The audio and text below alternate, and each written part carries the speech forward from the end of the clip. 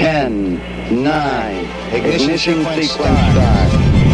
All engines are running.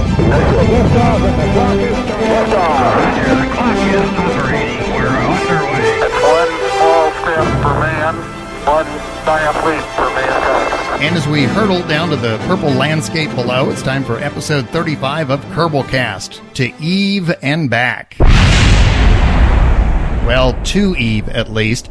I am your LNP, that's Lunar Module Pilot Biff Aldrin, and with me today are CMP, Command Module Pilot Amy Kane. And I would now like to pause to allow our listeners a chance to scrape their jaws off the floor. Yes, that's right, our good friend Nos is on an EVA this week, and Amy K was kind enough to step in and help us out. Amy, thank you so much for being here. No problem. I do have to say right away, this was very last second. Amy was, I think, in her jammies with a nice cup of hot tea. And I said, Amy, please, I have two options. Well, I have three options. I have option one, which is just to skip. Option two, try and do it by myself, which I'm not that cruel. Or option three, get Amy K. And guess which one I went with? The bad one. No, the bad one was me by myself. You have no idea how painful it is to listen to me talk to myself. It is, you trust me, you don't want to know what I sound like by myself without Nos. Nos has like his little stun gun always at the ready. And right when I start to veer into unacceptable territory, you know, he tasers me and then I get back on track. So, Amy, you are very familiar to our listeners. You've written in quite a bit. You've done some audio letters for us. And of course, what program do you send us every week? I don't know. I've never heard of it. A Kerbal Life. A Kerbal Life. Yeah. I'm going to go with a Game of Thrones reference here, considering that you killed Jeb in the second episode. Do you know what you are? You are the Jeb Slayer. Oh, that sounds very dramatic. Yes. How's that for nerdy? But I also brought him back, so... Yeah, that's true. So you're the Jeb Slayer and the Jeb Unslayer. Two titles at once. There you go. You can't beat it. You can't beat it. Well, tell me a little bit about you. I know that you play Kerbal. You've played Kerbal now for about how long? In time, since just before 0.24. Okay. But my hour count, I have no idea. I know it's less than you and more than Nos. Okay. How would you describe yourself? You know, Nos says he's a beginner. I call myself a mid-level player. You are what? I am well, it depends. I'm very good at getting to the Mun and Minmus. Okay. Not upright, but I'm good at getting there. I would still put myself in the beginner, because with Kerbal, you have to be very... Right. Humble. Well, that too. And good. Yeah. And able to do many things before you can go over that line into intermediate. And I'm not quite there yet. Yeah, but in fairness, I think we should point out something. You have said in the past that you use a lot of mods that increase the difficulty. I suspect that what you're calling a beginner with, because what do you use? Don't you use realistic reentry? Deadly reentry. Deadly reentry. I have to use, yeah. Okay, what else do you use? Can you name, what mods do you use? I always use the same ones. I use Deadly Reentry, FAR, TAC Life Support, KW Rocketry, and Kerbal Engineer Redux, or Redo, how you want to pronounce it. Oh, trust me, I've been there with that one. Yeah, and I think that the fact that you're playing it on such an incredibly high difficulty setting, that bumps you on the, if you want to say beginner, I would say you're on the upper end of beginner.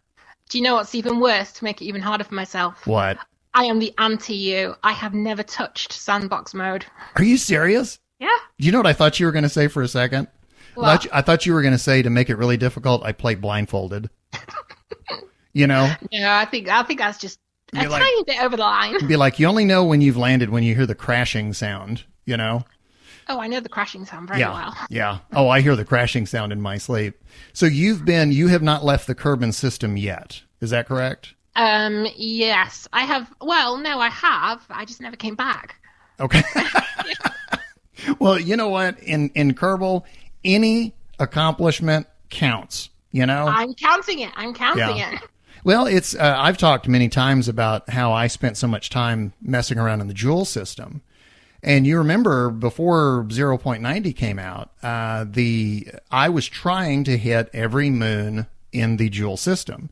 And the last place I was was I made it to orbit around Tylo, but I could never bring it down. I could never well, I brought it down a lot, actually.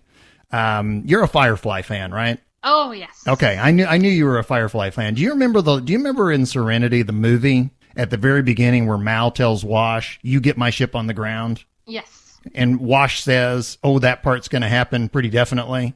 Yes. That's me as a Kerbaler. I have no trouble getting it on the ground. Now, whether anybody walks away from it, whether there's anything left of it, well... Your original trip to Eve, where you stranded those two Kerbals, still makes me cry at night on Quiet Night. Yeah, that was... I will never forgive you for that. I always, when the saves disappear, I always wonder, life as a Kerbal. I mean, do they just blink into nothingness, or do they, go to like this wormhole, or, who knows? They go to some netherworld and, and then they come back when, in the new game, they go, hey, everything's the same, but it's just slightly different. They just rematerialize at the KSC. Yeah. Somebody stepped on a butterfly. There's an obscure reference. Ta-dum. Well, Kutcher. Anyway, okay, so what? Ashton Kutcher. Ashton Kutcher. Well, Ray Bradbury, but close enough. Same thing. I discovered KSP by accident. It was a Steam sale, and I was just like, what's this? Oh, this looks interesting. And then, of course, it just sucked my whole life into it. How did you discover Kerbal? Well, I have friends on Steam who kept mentioning it, and then it kept coming up on Steam, and I saw it, and I like space, I like simulators, I'll take a look at this. So I got the demo from the Squad website, and I just kind of fell in love, and that was me gone and hooked, and now here I am. What was my experience the first time I played Kerbal? The very first time. I mean, literally the first time I booted it up. It was, okay, well, I'm going to build this rocket and I'm going to get off the ground. And I got about, 10 seconds up and boom. Was that your experience? Actually, no. I got into space and then you did. This is easy. I didn't get into orbit, and I was very, very quick to think this is easy. Basically, I just went straight up. So that was doomed from the start. Okay. I just didn't know it at the time. So then I thought, let's make this more realistic. So then before I did anything, I got the realistic mods, installed them, and that was my first experience. I played one game in science, and then First Contract came out, and then career ever since. I don't know what I was expecting when I got into Kerbal, but I didn't realize that it was going to be a fairly realistic space program game. I thought it was going to be, because space, a lot of times when people do spaceships just hang there. They don't move, and getting up into orbit and getting back down and all of that. I mean, it's just a matter of moving in a straight line. You move straight up and you move straight down, and it's like, no, not in this game. Only. I've been watching some sci-fi films thinking, oh, I wouldn't do that. And more often, I know what that means now. Yeah. Well, there was a story that came out, I believe it was this week. They were talking about, there was a Mars lander, automated Mars lander, a couple of years ago that they lost contact with, the Beagle 2. Yes. And the assumption had been that it had just simply crashed.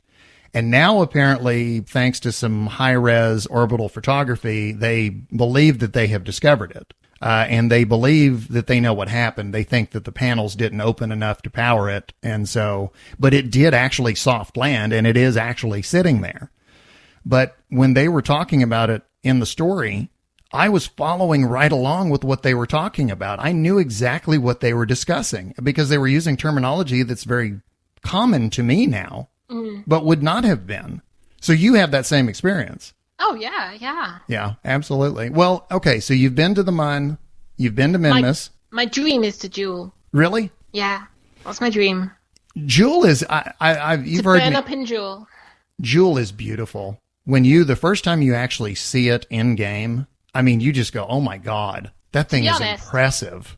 To be honest, yes. My first dream was to go to Eve, but you traumatized me with I that. traumatized you? So I've got to go to Jewel now. I'm traumatized right now. Eve, for the last couple of weeks, on a daily basis, has been coming out of the computer, pulling my pants down, and spanking my bottom.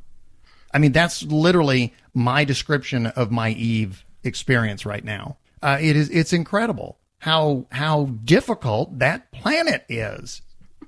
You want to hear my theory? Yeah. Do you know why it's called Eve? No. I have two theories. It's either Eve, as in short for evil, Or if you stick the word rest on the end of it, you get Everest, because it's there. I think, Harvester, Felipe, the almighty creator. I don't think you've seen pictures of him, right? I don't think that's really him. My theory is they went out and they hired somebody and they said, we need a fairly pleasant looking guy. Let's go get him. And we're going to release this picture to the world. And we're going to go, this is Felipe. We're not going to let him see what he really looks like. What he really looks like is he's sitting in a high back chair. He's got a gray suit on with white shoes. He is stroking a white cat and he is bald, because that's the only thing I can think of as to why they created this planet in the game. Do you know what I think Eve is short for? What? As everybody goes to Eve and nobody comes back, I think Eve stands for every vehicle ever. Well, Eve is, you've heard it before. It's the graveyard of ships. Exactly. Yeah. It's just evil, but it's so beautiful. It's beautiful, but good God, when you're standing on the surface of it and you can't get back, it's kind of like, well, it's beautiful and it's going to kill you. It's like a chocolate cake. It's like a chocolate cake. Well, we're kind of slipping into progress. So before we get there, let's talk just briefly what's coming up in today's program. You're our guest, so I want you to do this. What is coming up in today's program? Right, coming up in today's program. Oh, Eve, you cruel temptress. It's our progress in the game. And we'll also read your letters and the latest Kerbal news in this week's mission briefing. And is the moon a star? Well, yes, someone on TV is actually confused about that. Oh, when we get to that, I haven't played you the clip yet. I have an audio clip. Somebody on TV actually got into a discussion with somebody else about the moon, and they couldn't decide if the moon was a star or a planet. Does this mean the sun's not a moon? Apparently not. Wow, it must be a planet. Oh, and I know somebody out there who has listened to the previous podcasts are going, yeah, well, you're the idiot that thought all the things rotating around Jewel were planets. I knew they were moons. I was misspeaking. I'd never thought that they were actual, that was just a misspeak. I knew they were moons. I never once said, hey, is Lay the star? I never said that. So I think, honestly, if I said that, I think Steam would probably revoke my game. They'd go, I'm sorry, you're just too dumb to play this game. So yeah, we'll get to that, and you will be prepared to bang your forehead on the table. Okay? I'm already prepared. I'm looking forward to hearing this. Well, let's get into progress then. I've talked a little bit about what I'm doing, struggling, trying to get to Eve and back. What are you doing? You said that you do not play Sandbox? No, I don't. Okay. So you're blazing through career? Yeah, I'm blazing through my about 1,000th career game. Okay. But so about where are you? I am at Last Explosion. I was just come back from Minmus. Okay. Yeah, and one trip of which was upright, so I count that as success. Yeah. But I'm trying to rendezvous and dock and unsuccessfully, and yeah. Okay. I think that's quite a common theme around here, though. I was going to say, I would say that anybody who says that they're a beginner, probably 80 to 90% of them all just said, oh yeah, I know exactly what you're talking about. Well, every rocket I've ever built has been a one-stop shop. It's gone to the Mun and back, or almost. It's gone to the Minmus and back, or almost. Right. It's just blown up, but it's never come in parts. So now I really want to go to Duna. So that's my next goal. And to do that, I don't really think I can get off the ground in career mode with them. Okay. Duna, in terms of the external planets outside of Kerbin, Duna is actually, I won't say easy, but for an early stage player, I would say it's the most attainable outside of the Mun and Minmus. So that is kind of a logical next step. I think if you tried Eve right now, you'd probably quit the game. I could just fly by and go, how pretty, and then lose. There it is. I'm not stupid enough.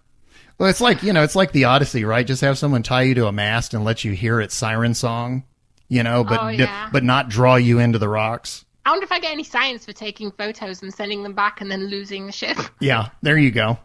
Well, so how far along in career are you? Would you estimate? I mean, how many contracts have you banged out? Oh, Part contracts, I don't even touch. I used to, but unless it's one of the landed ones where I can just kind of stick everything on my rocket and just press space and there they are, I don't touch them. So it's actually a real pain since 090 came out because everything's, I think Nos was saying this last time, but all the buildings are so expensive. And I didn't realize the first time I played it that you didn't get maneuver nodes. So I thought, I'll put back the tracking station. I don't really need that. I'll put back mission control because I'm not too bothered about too many contracts at once. I got into space. Let's go to the Mun.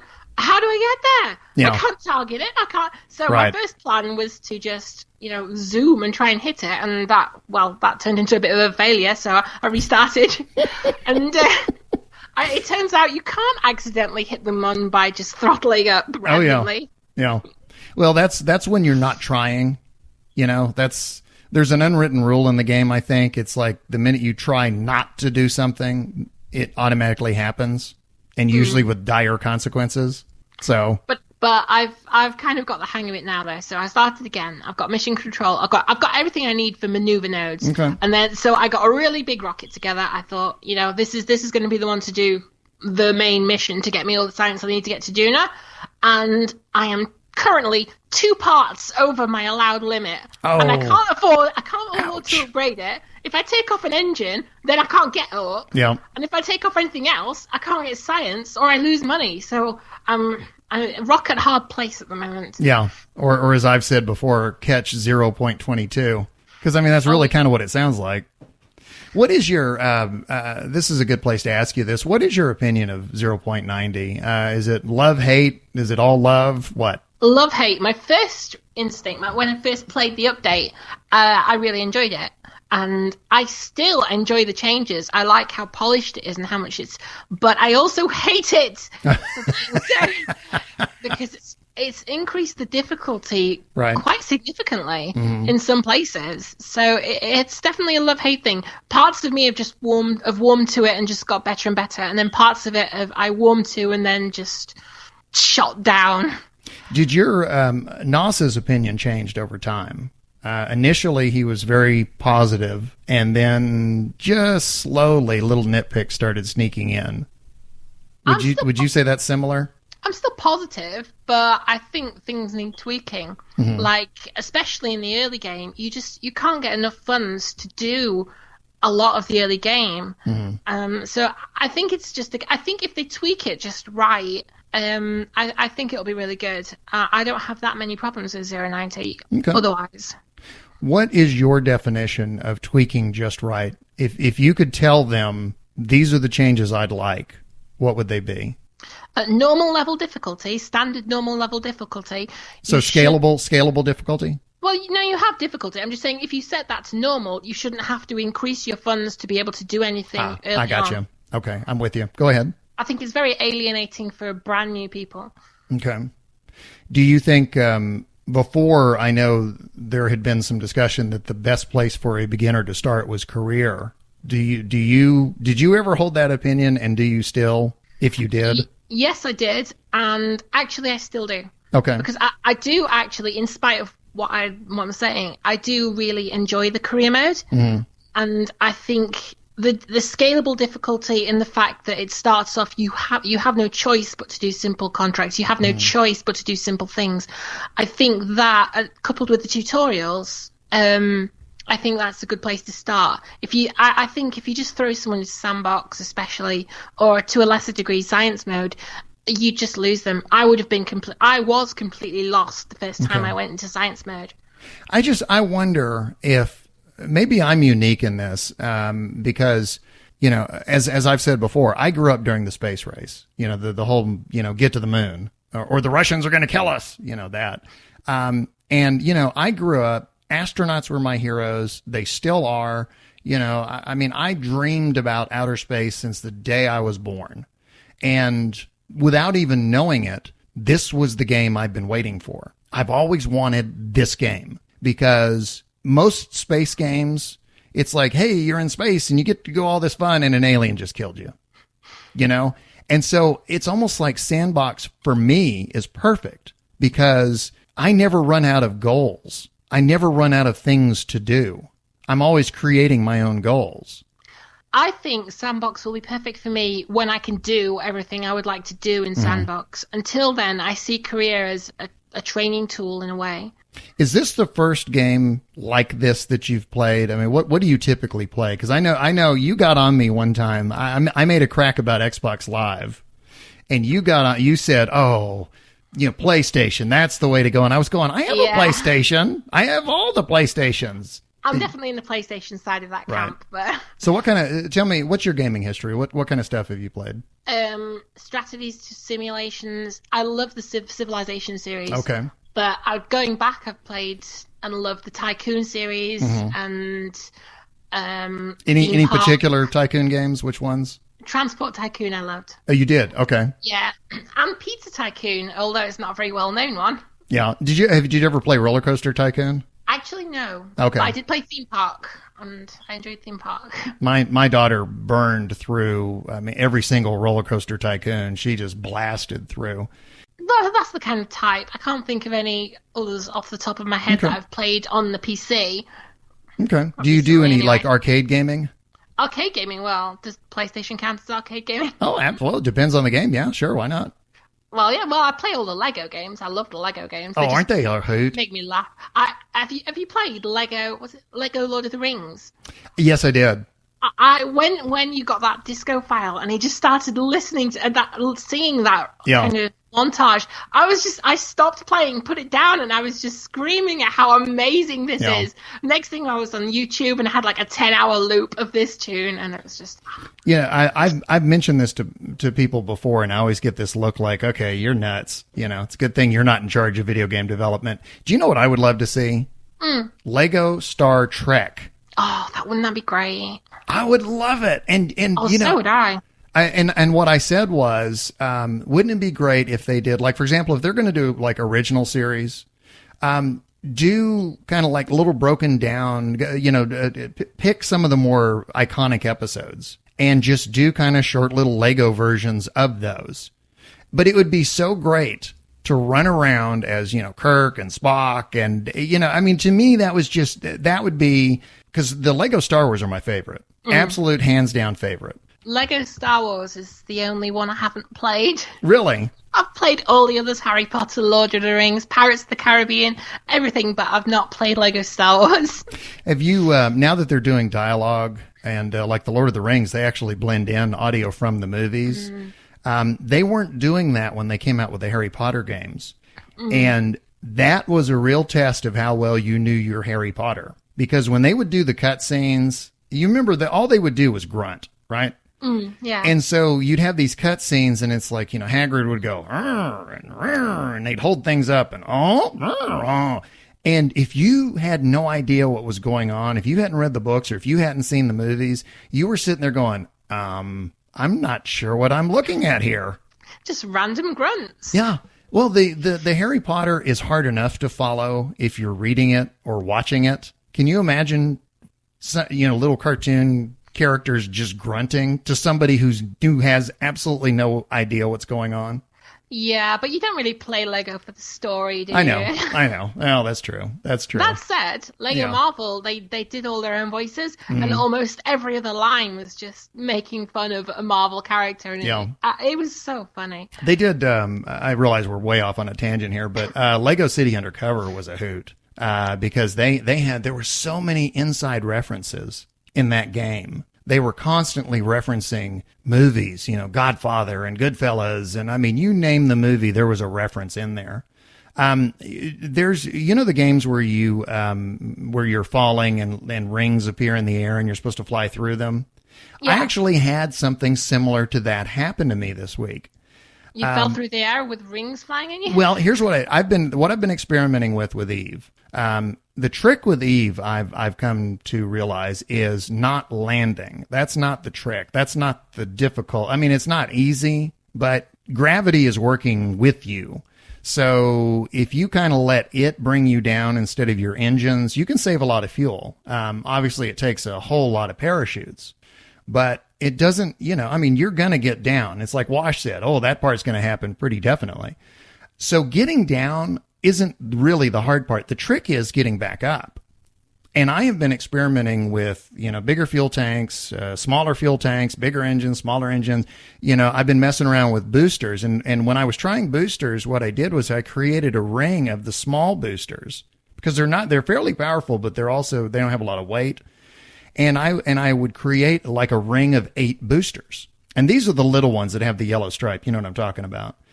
And when I was testing this thing in orbit, because I had like 4 rows of these things, what I would do is when one would burn out, I would eject them, and then I would ignite the next one and eject that and ignite the next one. Well, when I decided to deorbit and spun around and started back, all of a sudden, all these rings started coming at me. They were the spent booster stages, but they were all in perfect circles because that's how they'd been ejected. If that was me, they'd have just hit me and that would have been it. Yeah.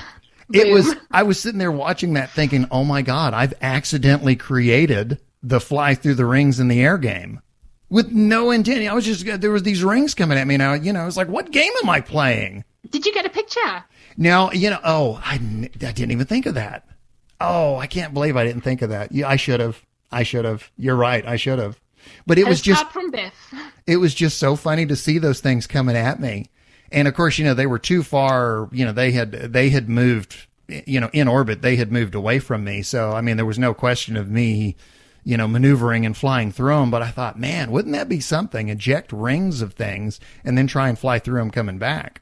There's my gaming suggestion for the week. New challenge. You said that did you just now get the maneuver ability, the maneuver nodes? Well, no, I got it a while ago, but it took me ages to figure out how to get it without going crazy with very dangerous rockets. Right. Do you have targeting now?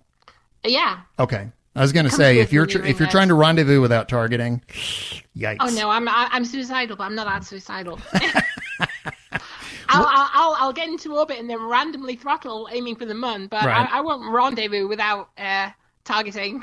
How's your progress been as far as rendezvous goes? I mean, have you gotten close? Do you feel like you're sneaking up on it? I can pretty much sum up my progress as up a bit, down a bit, slower a bit, no, faster, slower, up, down, quit. Okay. It's pretty much a summary of my rendezvousing so far, but I got a guide from you, and so that's what I'm trying to work through. Do you know what I would like to do? What you just said, I would like to take that and add a disco track to it. I think I would have a hit single. Because it'd be doom, doom, doom, doom, doom, doom, and it'd be like up, down, backwards, forwards, up, down, quit. Wouldn't that be something? Don't you think that would be like, I guarantee you, that would knock She Who Must Not Be Named off the charts. That song would do it. That would beat the Lego Lord of the Rings. Hey, and you know what? Because I'm in a good mood, I might actually cut you in for a little bit of the money. 10%? Does that sound good? You want to go 10%? Oh yeah, it's another $1 million idea, I'm sure. Yeah, right. Oh yeah, there you go. Hey, there's my $1 million idea for this podcast. This is so funny. You are turning beet red. You are absolutely beet red. I just got the image in my head of this song, and it's driving me mad. Is it really? Wow. No, it's yeah. Okay, I'm gonna have to do that. I've got to go find like the perfect disco track, and I've got to do this. What would we call that? What would that song be? Would we call it the Amy K Boogie Down? The Rendezvous Blues. Oh, that would be perfect. Yes, I got them rendezvous blues. So so you've gotten close, but not there yet. Do you feel like you're getting a sense of it, or is it still a big mystery? I'm getting closer. I think I'm quite confident that I will get there sometime this year. Okay. But yeah. Okay. Ask me again in a couple of weeks. Okay. But right now Duna is where you would like to go if you can just get over that hump of I don't have enough money or I don't have enough parts. Yeah, or if I could build a big enough one-stop shop and just shoot there and not bother with the whole thing. Right. Okay. Well, very good. Well, do you want to go ahead and move on? Does that wrap us up for our progress? Yeah, I'm done. Okay. Very good. Well, let's move on. And now your letters and the latest news in the mission briefing. And yes, it is. And I guess I'm going to call this the Amy K special edition of the mission briefing, since you're filling in for Nos, who's on an EVA. I'm going to start out with this. I have a request from one of our frequent contributors, Northstar. And this is not, a lot of times he writes in and he talks about space and he talks about the aerodynamics and things like that. This is actually something completely different. He has a request for the listenership. He says, I need your help. Please help. And this is from Northstar. He says, quote, I am writing to you, brave hosts of the Kerbalcast, which our special guest is Amy Kay. I am writing to ask for help. I have taken over maintaining parts from a mod, the Stratford Taurus mod, which is an old mod that apparently died out, specifically mass driver parts from this mod. This is the first working parts-based mass driver mod to date. Players can find the thread for my re-release of these parts here, and he gives a web address which is way too long to read. So what I'm going to do, I'm going to go ahead and link this on our show page, but it is it's a forum, kerbalspaceprogram.com thread, and I'm going to go ahead and post the link. Back to the Northstar letter. He says, my problem is this. The parts don't appear to be working anymore in 0.90. As a new modder, I have no idea how to fix it, which is why I'm writing to you today. I was hoping you could ask your listeners if somebody hearing you today might be able to help me fix the mod for 0.90 and possibly help maintain it in the future.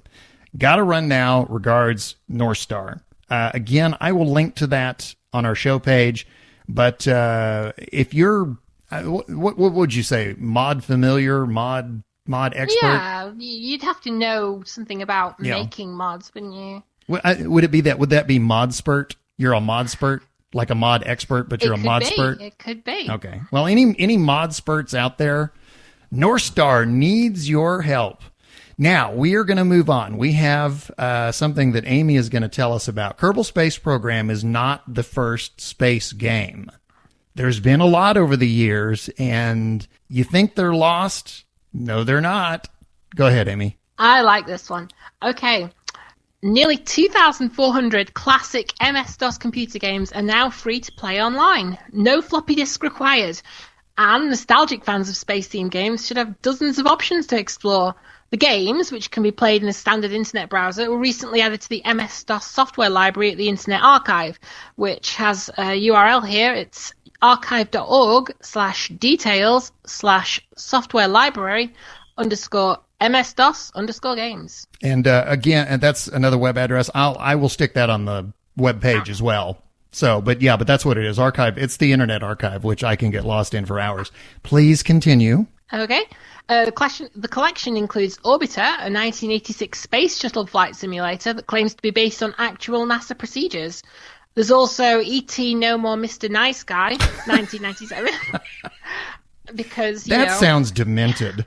Oh yeah, I mean that's the first thing you think when you see E.T., isn't it? Yeah, read the description they gave here. This is incredible. Yeah, in which you, as E.T., can inexplicably kill tourists at Stonehenge, just like the movie.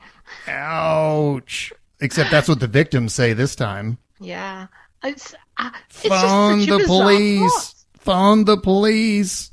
Anyway, sorry. Keep going. It's just such a bizarre plot. I know. You can test your knowledge of the Hitchhiker's Guide to the Galaxy series with a 60-question trivia challenge from 1993. And there's a list of some more sci-fi and space-themed games now available online, and a couple of these I have to mention. We have Star Trek The Rebel Universe, Star Wars, Gravity Force, Final Frontier, Beyond the Black Hole, and my personal favourite from this list that I have to go and play right now, well, after this, is Star Trek The Next Generation Trivia. I wonder if Final Frontier is a Star Trek game. Because it doesn't say Star Trek Final Frontier, but I wonder if that's it. It's from 1989, so I would be curious. Is Next Gen your favorite of the Star Treks? It's tied to Next Gen and DS9. Really? Okay. Yeah. I'm going to ask you the same question you asked me. Mm-hmm. Favorite captain? Just based on the captaining ability, I'd have to say Picard. Picard. Well, and he has the hometown advantage with you. Right? Well, yeah, I guess he does. Yeah. Yeah. Okay, so who's your second? So is Cisco your second favorite then? I know DS9's your second favorite show. Is he your second favorite captain? No, actually. For completely, biased reasons, I like Archer. Oh, okay. Oh, because you love Quantum Leap. Yeah, I'm a big Okay. Scott Bakula fan. Okay. But story-wise, it would be Sisko. I think this is my age talking. I would say Kirk and then Picard. Although there are times when they kind of switch positions, because when the next gen started and, Picard first came out and it became very obvious this wasn't Kirk 2.0, I really appreciated the difference. And I really appreciated that situations would come up and he would handle them in ways that I just was not used to. As a viewer of the original series, you weren't used to the way he dealt with things. And of course, Patrick Stewart, I mean, the man leaves a trail of gravitas wherever he goes. It's like, Oh, yeah. I mean, Patrick Stewart rides the bus and people go, excuse me, you got some of your gravitas on me. I mean, the man, it's like, here's the phone book. Read the phone book. Amy Kay, who lives down the street. That's not a very That's good really Patrick good. Stewart. That's No, really it's good. not a good Patrick Stewart. Better But than I can do. Patrick, there's four people that I would kill to have their voice. Patrick Stewart, Ian McKellen, Benedict Cumberbatch, and James Earl Jones. Boy, you want to talk about an inside joke. Do you want to explain that one, since we're off on a tangent anyway? Okay, when talking to Biff earlier, we were Oh, talking my about God. Benedict Cumberbatch. And I Which we're both didn't big know- fans of. Oh, yeah. Okay. He's wonderful. I love Benedict Cumberbatch.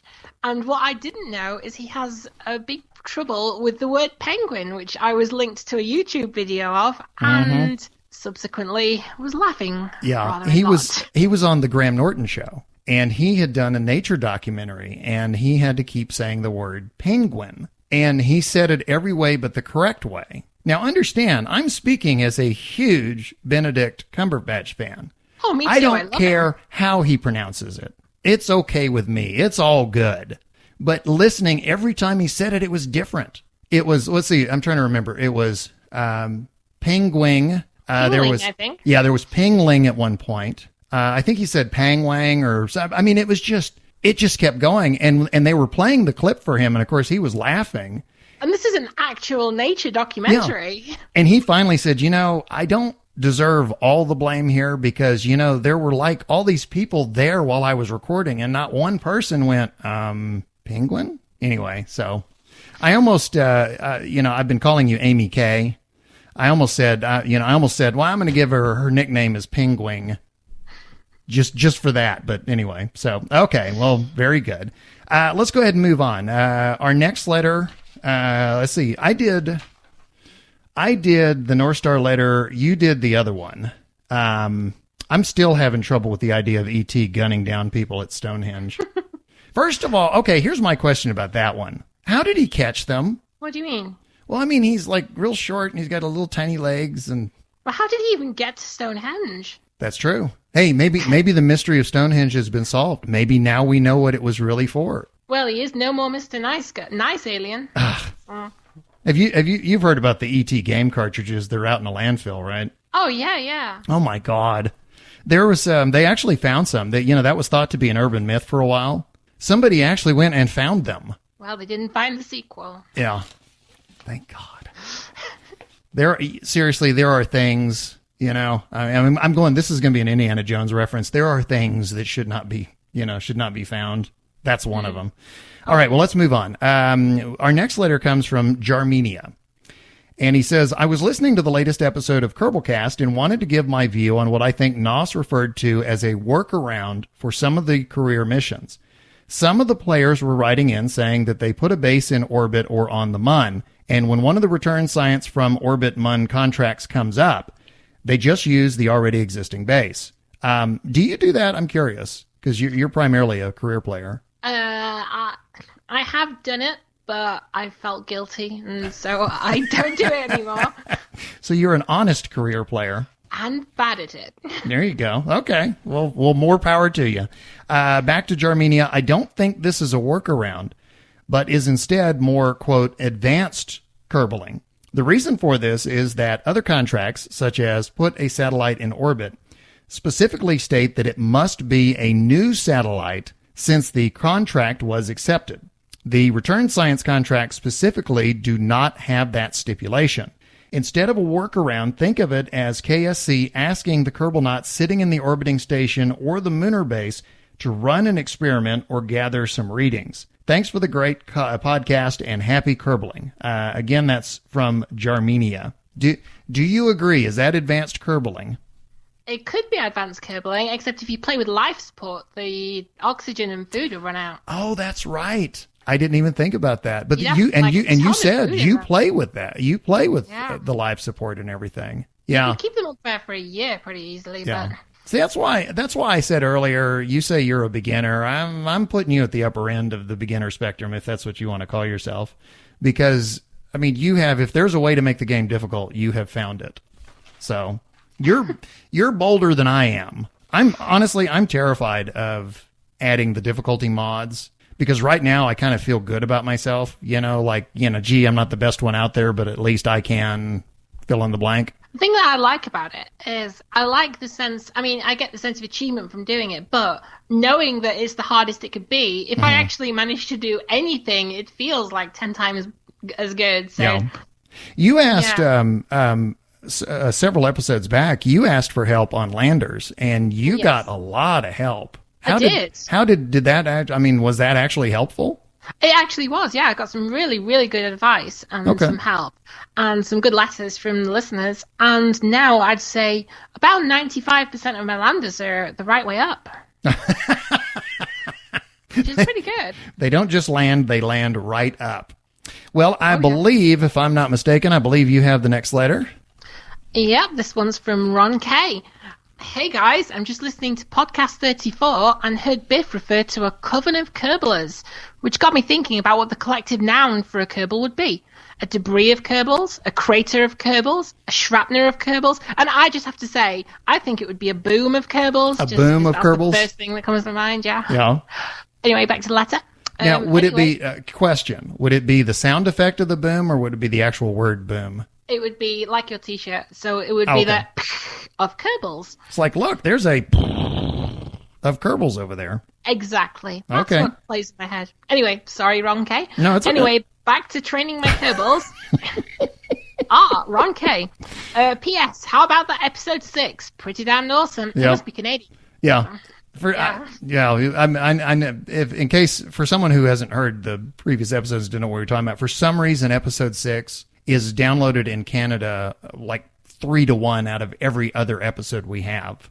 I still think there's some prankster in Canada that, told all his friends, hey, let's mess with their heads. Let's just randomly pick an episode and get everybody we know to download it. And of course, I'm looking at the stats going, okay, I'm not really sure, but Episode 6. Thanks for downloading. The special one. I want to toss this out to the listenership. We've got 4 possibles here.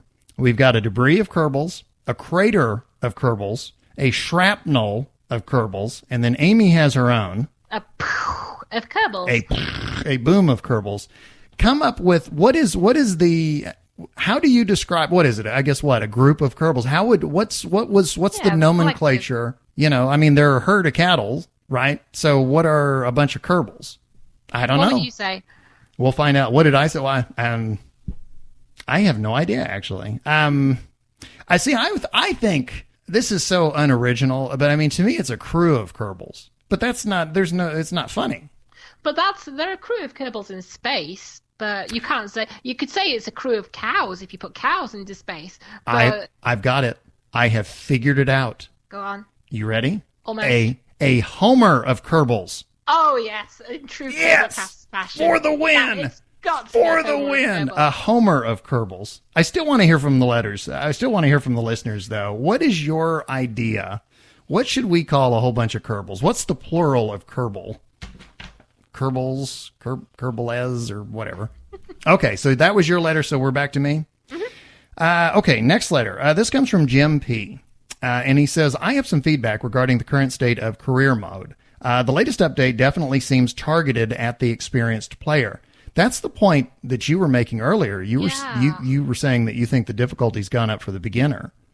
The strategy of taking game features and putting them behind unlocks worked well for the tech tree, but less well for the building upgrades. For new players, there have been a lot of complaints about an inverse difficulty curve. I think this is most apparent in the tracking station upgrades. The navigation aids being locked makes getting places and even understanding orbital mechanics much more difficult. I think this does a disservice to new players that are still learning these concepts. Nobody has ever complained that Kerbal or KSP is too easy to learn. You're nodding. I can see you.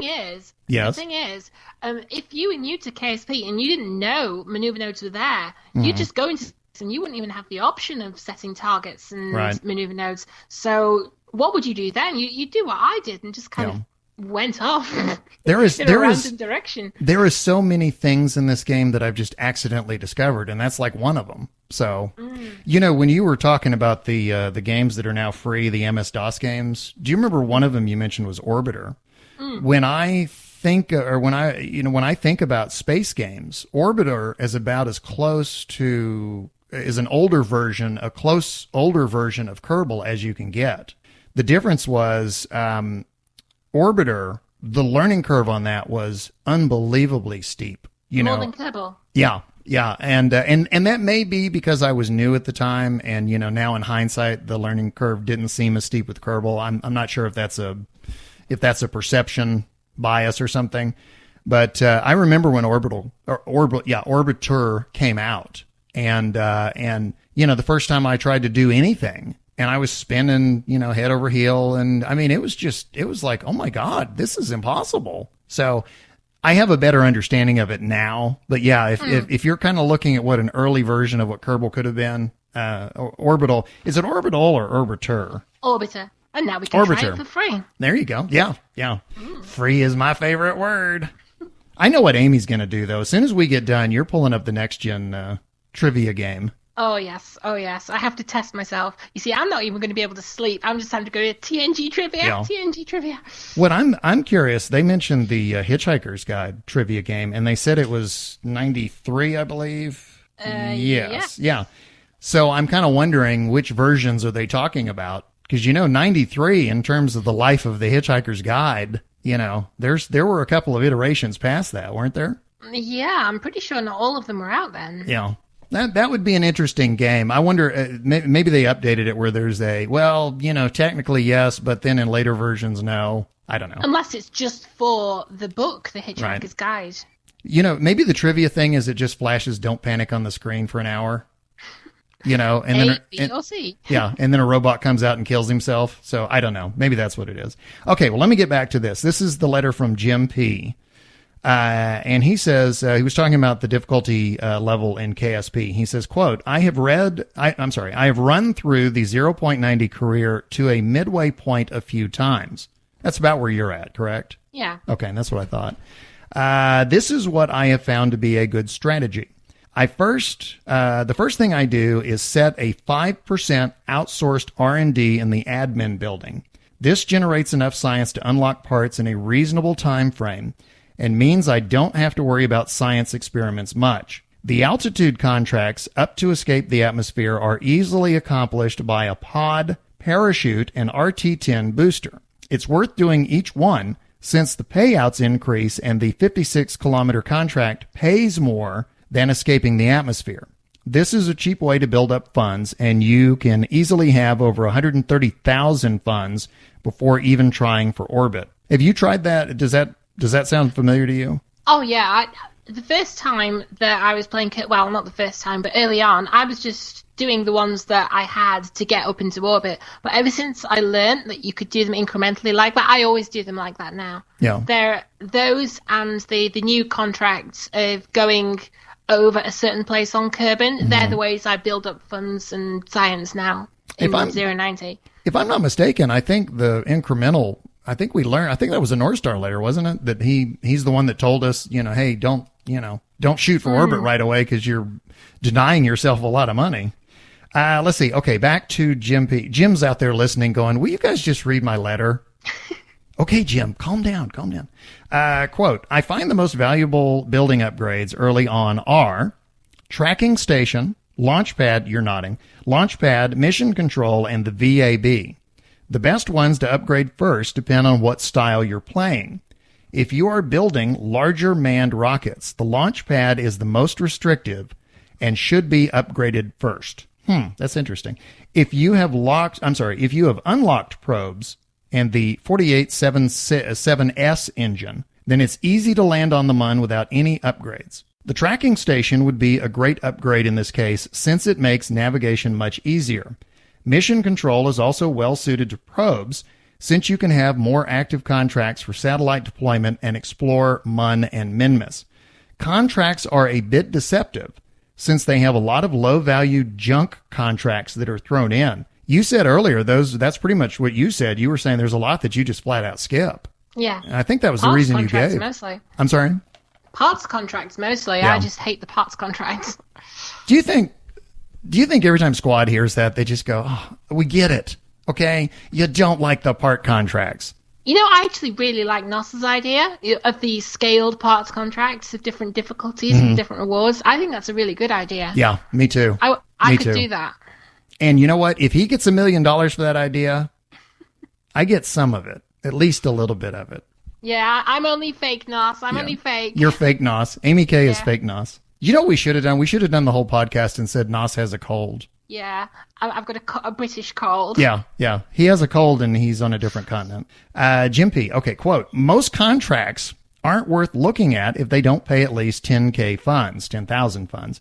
The early game contracts that are useful are launch a vessel, the altitude contracts, escape the atmosphere, orbit, explore blank. You're supposed to fill that in. Although I would love to just go explore blank, and then people would scratch their head for days. What?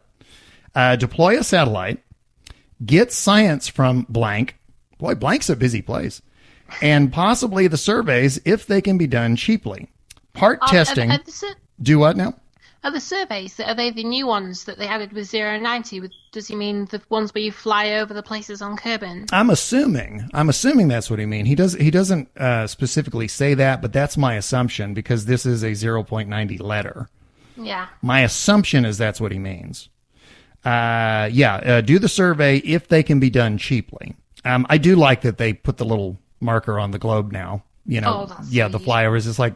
It's the first time I saw the flyover, I was like, and that's where? And then I went to Matthew and I went, oh, there it is. Originally, that was in the fine print mod, and we already had all that stuff. Really? I was one of my mods that I must have. I think I wrote to you about it like a long time ago.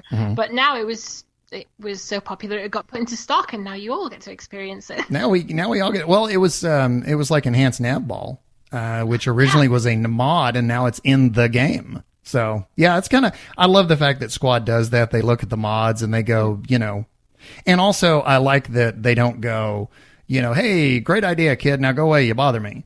It's always, hey, let's get in touch with the modder and let's work with them. And I think that's good. So.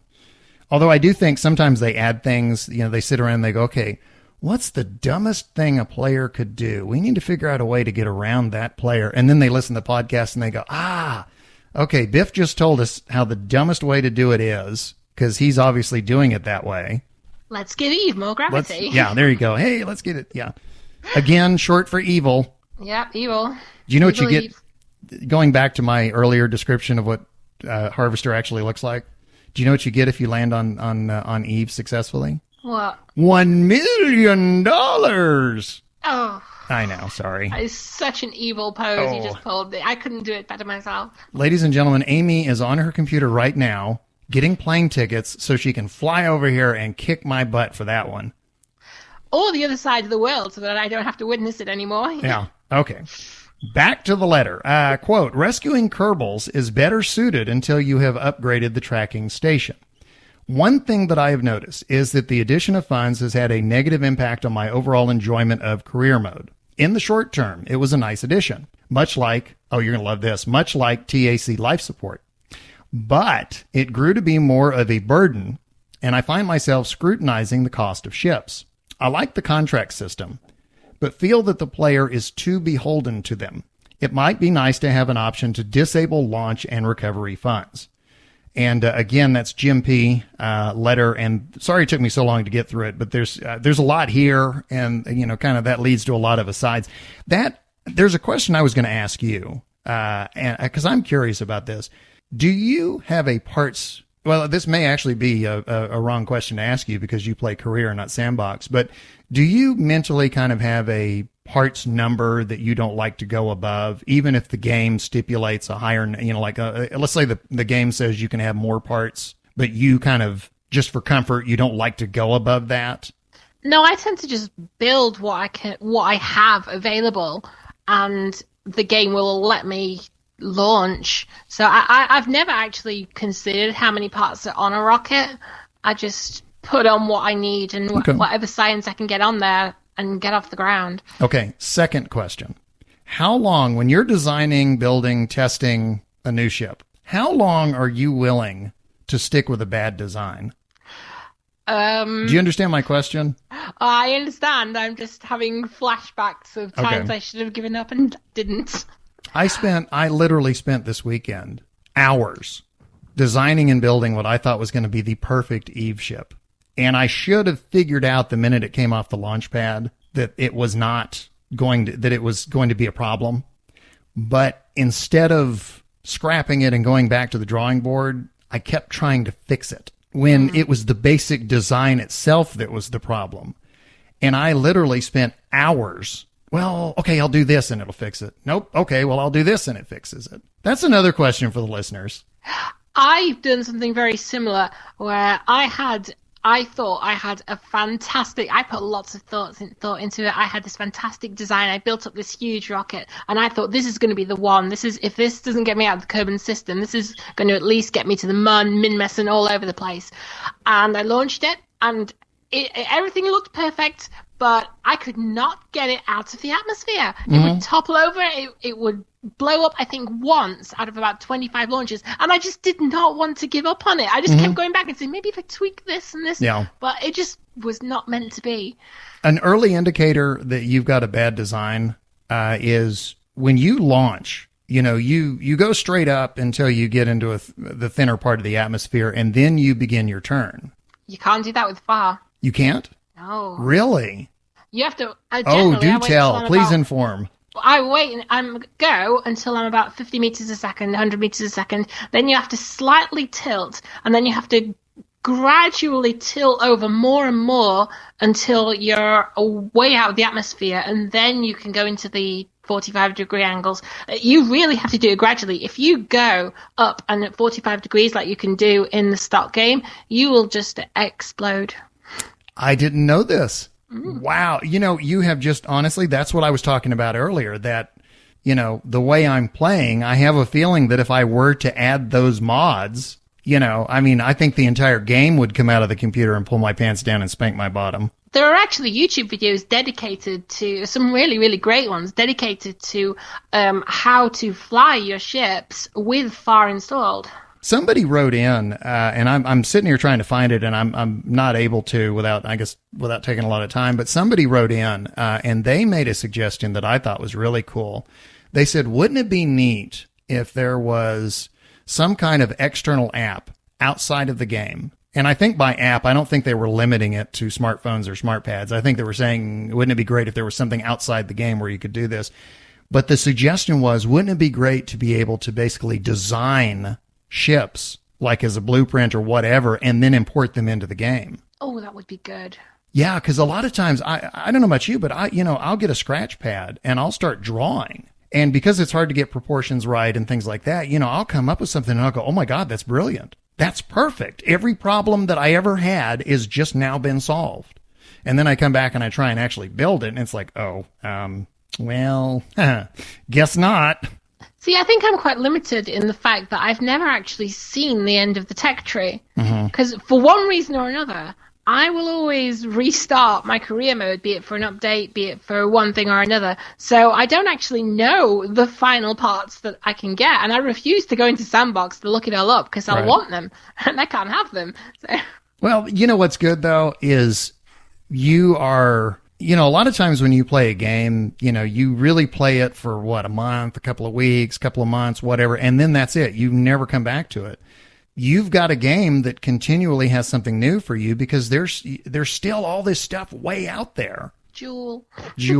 Yeah. Eve. I want to hear what happens the first time you actually see Jewel in the game. Oh, you'll probably hear it. I'll probably scream so loud. Yeah, I probably won't need the internet. I'll just open my window and go, what is that noise? It's like, oh, Amy went to Jewel. And crashed, and I'm so happy. Yeah, the Jewel was one of those I never thought I'd get there kind of planets. And, now I do it routinely. But for a long time, Jewel just seemed, to me, my outer limit was Duna. For some reason, I couldn't, Duna was as far as I could go. And it was, I don't know if it was just my skill level or if I just wasn't building ships properly, but I couldn't build a ship that could get me any farther than Duna. I don't know why. And now I routinely go to Jewel. It may be an experience thing. I don't know. But yeah, Jewel was like this fabled location. Yeah. So I want to hear. What it is for me now. So you're me in however long it takes me to get to Jewel. So I have to do a callback. Are you going to try and land on all the planets in Jewel? Huh? Oh, now that's a toughie.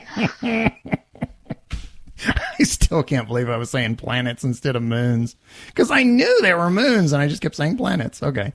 Well, let's continue. We're still doing mission briefing and letters and we're moving on. You've got the next letter, so please go. I have one from Pluto moved on. Oh, I like that.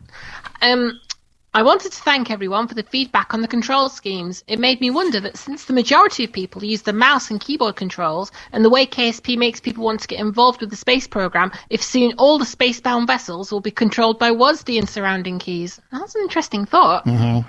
Also, put in one vote in the pro column for upgradable buildings. I found them interesting and a bit of a challenge, almost like a story mode without forcing linearity.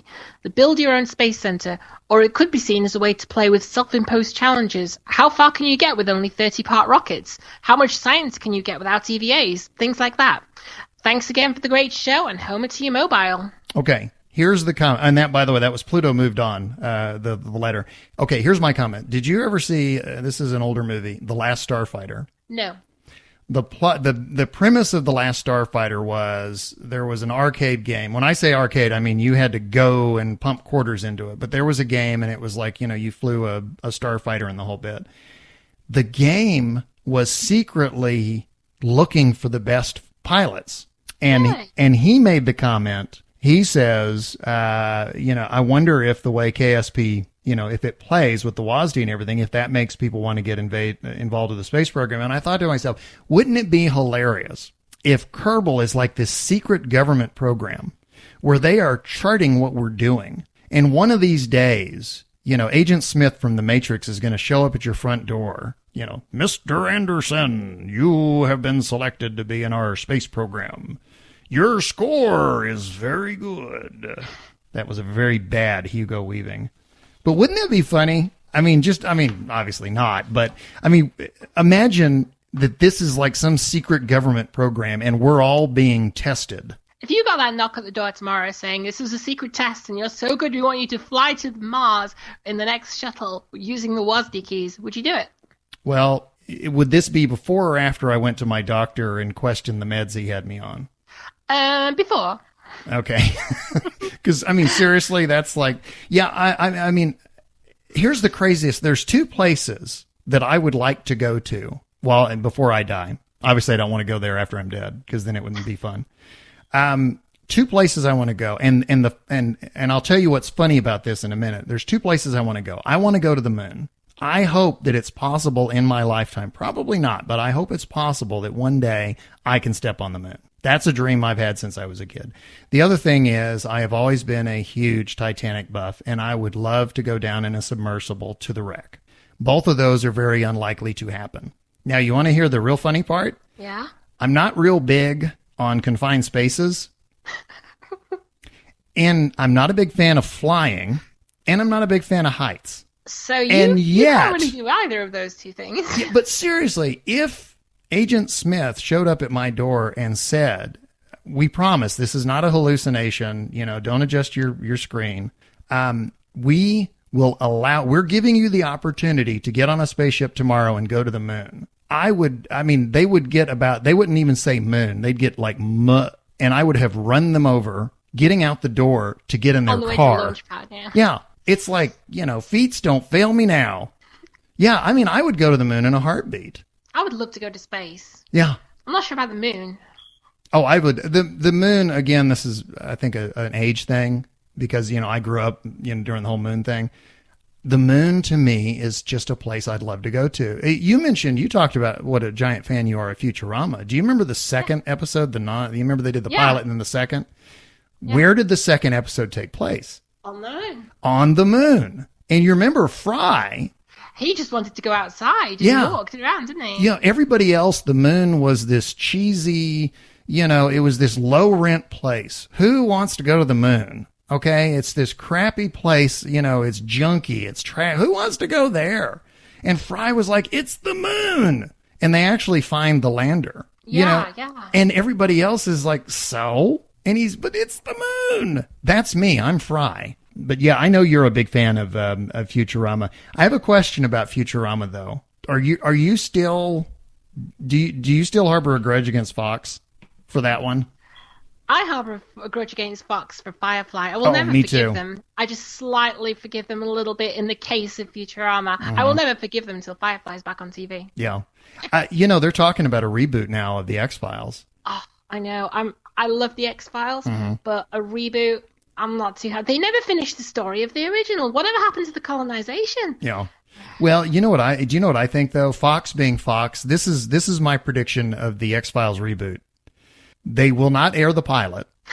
Okay. They'll start with the second episode. They will air it every night at a different time, and then, and if they don't get just boffo ratings by the third episode, they'll cancel it. Oh, well, where have we heard that story before? Yeah. No. I think probably about once a year or maybe once every other year, I will sit down and watch the entire Firefly series start to finish. And I always have the same experience. I always start out just full of optimism. Oh my God, this is so great.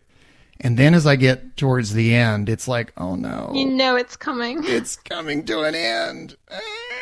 And then it's, damn you, Fox. So. I remember seeing in a commentary that, the second last episode where they're carrying that guy's body at the end and they're all stood around mourning. That was the first scene they shot after they learned that they were being cancelled. And I'm sure you can see it in their faces. Yeah. It's so apt. It's like a mourning for the show as well as the story. I know. Obviously, there's got to be, entertainment is a business. Okay. I mean, I'm not naive enough to think that, it's purely art driven. Okay. But there's some give and take. The money people should not, the money people don't need to have all the say, and the creative people don't need to have all the say. There's got to be somewhere in there. And given that Joss Whedon, even at that point in time, was a proven commodity, they really should have just, we trust you. He just come off the back of Buffy and Angel, and he knew what he was doing for keeping a fan base. I don't know what the structure is at Fox, or it was at the time when that show was going on, but whoever was making the decisions clearly didn't understand what they had. This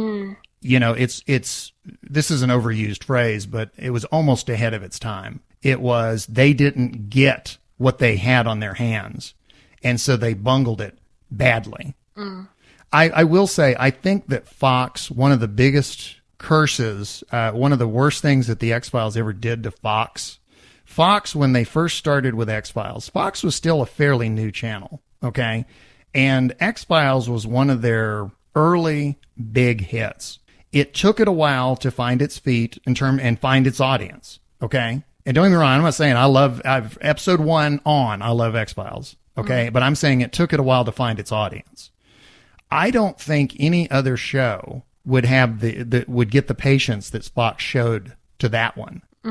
I don't think they could, even if they're trying to repeat X-Files, I don't think they can do it because they don't have the patience anymore. If it doesn't hit, then they start messing with it. I think they're just relying on all the old fans of the X-Files to come back and bring some more.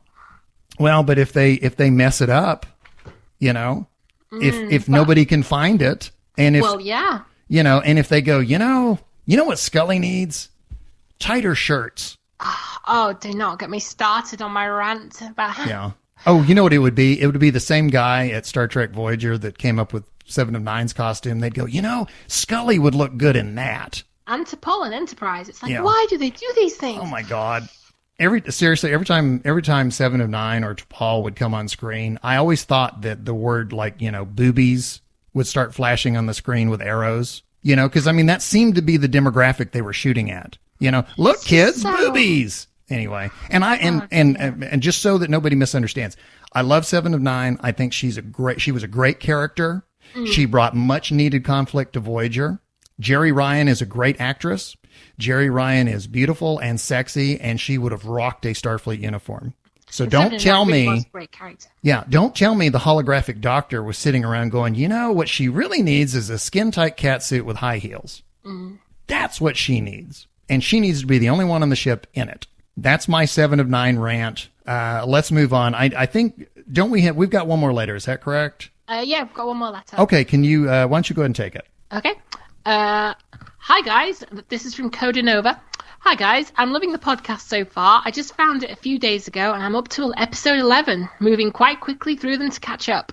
I also just recently discovered KSP. I'm completely addicted to it and it's easily my favourite game of all time. As I'm new to the game, the only mode I've ever tried is contract mode. A person after my own heart. So that is the game to me. Yeah, Me you've too, been waiting to Codanova. hear that, haven't you? Oh yeah. Yeah, okay. It's fun to hear you two discuss new features of the game that to me have just always existed. Thanks to your first 11 podcasts and through lots and lots of crashes, redos, reloads, I finally landed on the Mun myself. I've had the game a week now. Oh, that's pretty good. Mm-hmm. Oh, wow. A week and landed on the Mun already. Anyway, thanks for putting this podcast together and hopefully I'll be caught up with you guys in a week or so. Codanova. And you girl, too. Yeah. Yeah. Oh, that is so cool. That, that's far and above any progress I made that early on. Wow. That's great. He's talking about burning through the early podcast. I mentioned this last time, but I want to do a plug for this again. Mission Log. If you're a Star Trek fan, Mission Log podcast. I am burning through. Yeah. I'll listen to, while I'm playing, a lot of times I'll do 2 or 3 of them at a time. I am dreading, because they're into Star Trek Next Gen now. I'm dreading the day when it's weekly, when I don't have the option of burning through 2 or 3 at a time. So anyway, and that day is coming.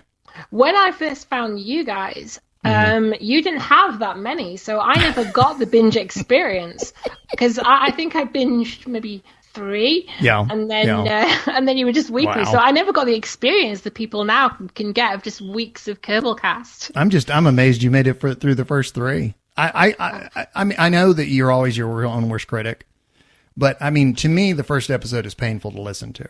But I guess that's me. To me, it's hard to listen to it.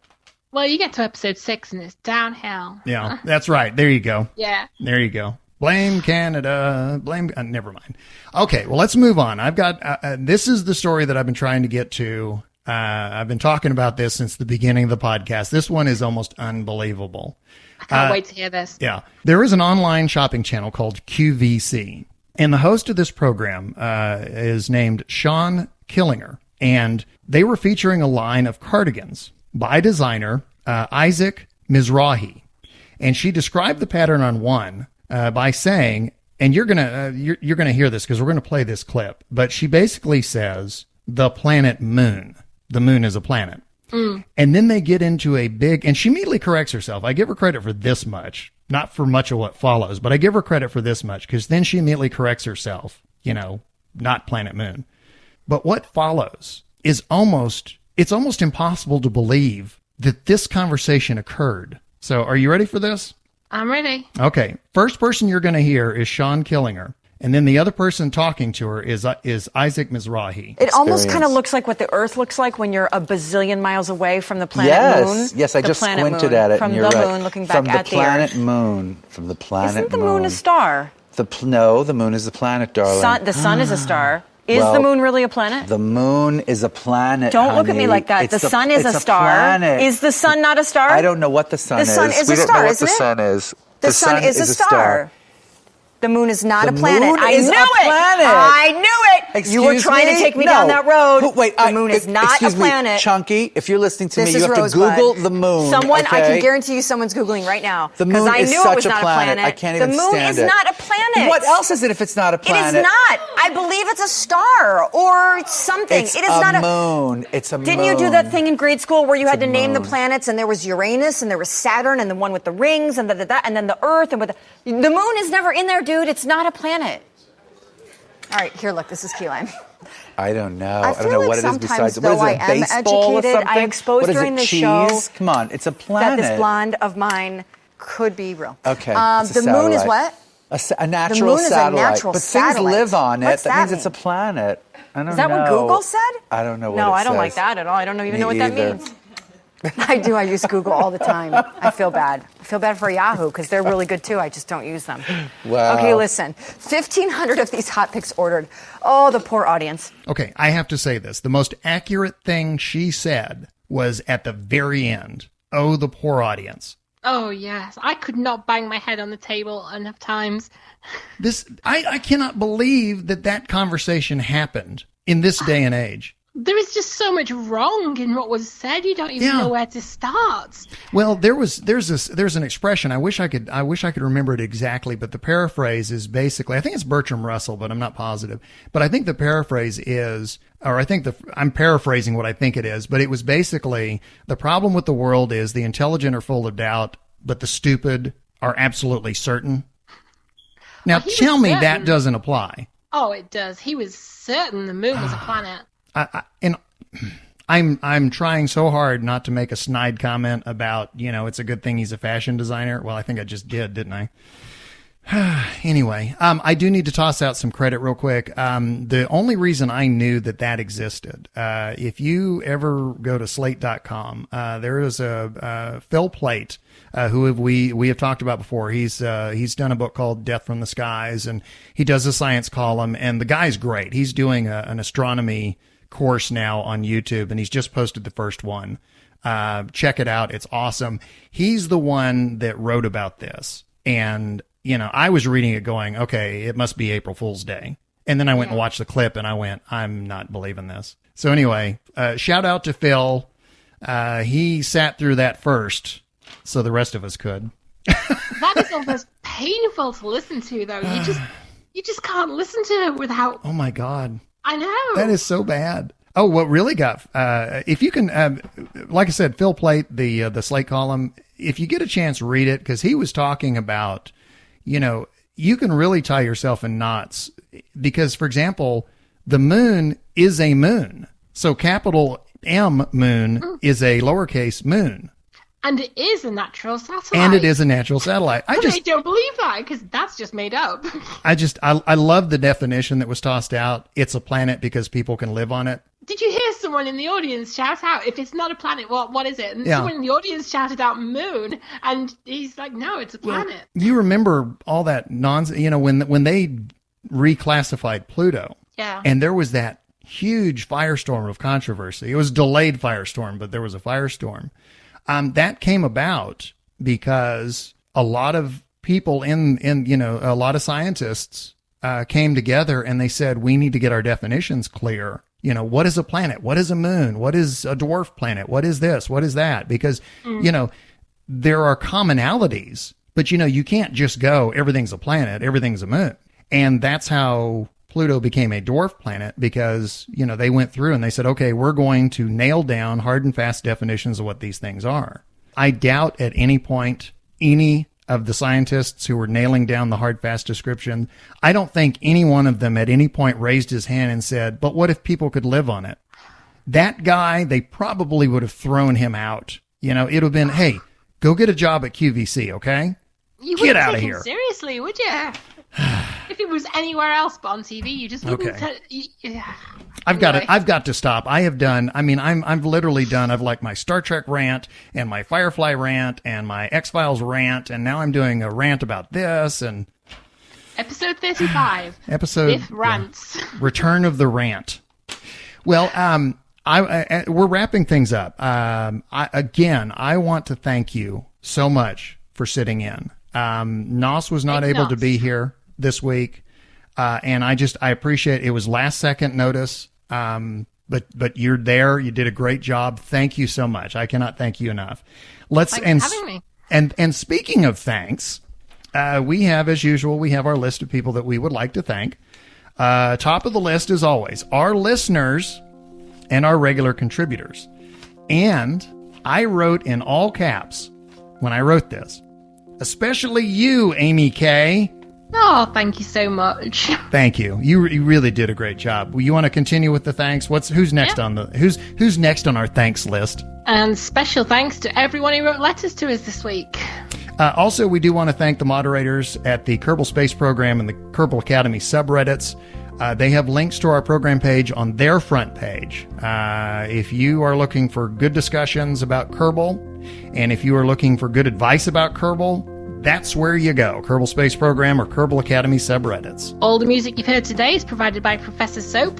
Find him at profsoap.com or on Facebook. And also, I want to toss this out. A big thank you to Askelon, who posts copies of the podcast every week on YouTube for the auto closed captioning. If I did not say that, I could accurately say that it is a thankless task. But it is a thankful task because I just thanked him. See? So anyway, thank you, Askelon. That's a lot of work, and we really appreciate you doing that. If you would like to contact us, very easy. Email address is kerbalpodcast@gmail.com. Follow us on Twitter at Kerbalcast. Or you can subscribe to us on iTunes. Easiest way is just start typing Kerbal and we'll come up.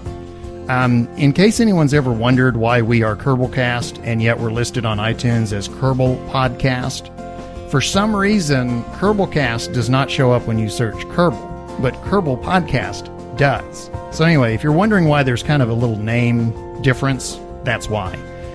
All episodes of Kerbalcast can be found there, or you can go to our show page. It's kerbalpodcast.libsyn.com. And also, I want to thank people who have been leaving comments on iTunes. Thank you so much. Thank you for helping us get the word out.